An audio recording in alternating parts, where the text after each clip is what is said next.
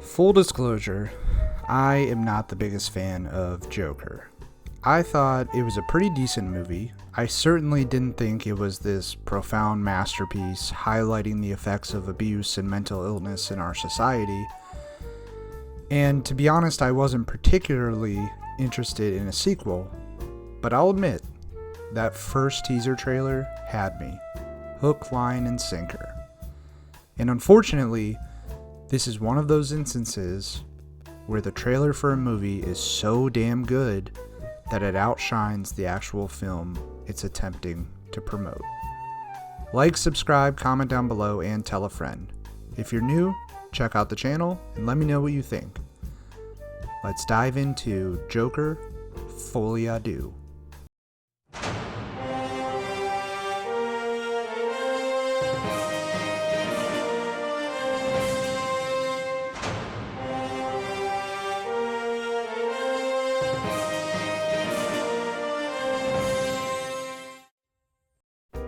Right off the top, I think one of the biggest offenses that this movie, and even its predecessor, commit are how they forcefully try to tie this universe into that of DC.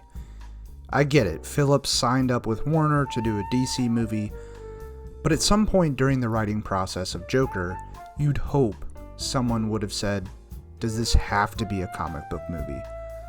I mean, the attachment to DC serves really no purpose to this story at all. Why even have it there to begin with? Now, that's not really a criticism, I just wanted to get that off my chest, and I understand that a large swath of viewers won't really take issue with that. As for the legitimate criticism of this sequel, this movie really isn't anything. The plot is so thin. It does nothing to progress the story or the characters of the original. Things happen that don't really matter, and then Fleck just dies. And that's pretty much it. I mean, even the characters are weak, and Gaga, who has become a very talented actress, is so underutilized.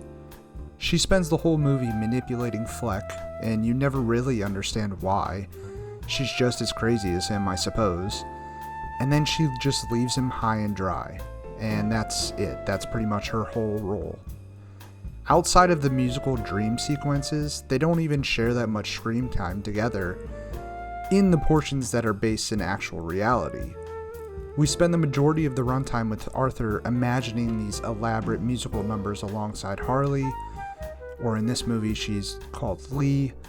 It doesn't even seem like Phillips wants this to be attached to DC anymore. And these sequences are meant to portray their blossoming romance and how alike these two crazy lunatics really are, and all of it is just a lie, so none of it even matters. I also never really understood why Arthur started taking responsibility for his actions and pled guilty. I mean, he realizes that he did in fact create an alternate personality, which is the Joker, and that whole concept just makes the initial defense that his lawyer set up for him valid. But then he chooses to admit his actions after seeing a guard kill an inmate, after being beaten and abused by the prison guards, after much of society shuns him and denigrates him, after he continues to suffer the tragedies he's suffered his entire life that made him who he is at this point. He's just like, nah, you know what, I'm alright, yeah, I did it, just lock me up. It's just sort of out of left field and doesn't really make any sense within the context of the character. And then he dies. It's just an odd way to take this character and finish his story. I will say, even though the musical portions are pretty much meaningless to the overarching narrative, I did really enjoy them. This movie, like the first, is technically beautifully executed. The set designs, the cinematography, the dance and sing choreography, it's all phenomenal.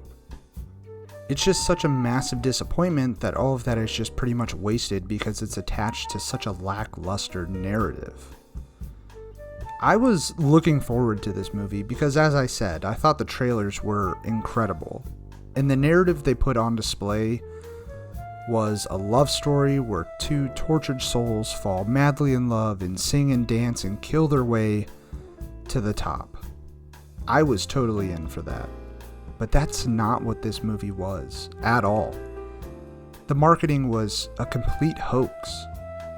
It makes you think, did Warner see this initial cut and decide to hire someone to splice together an epic trailer just so they knew they could sell tickets? Maybe they knew this movie was doomed from the start.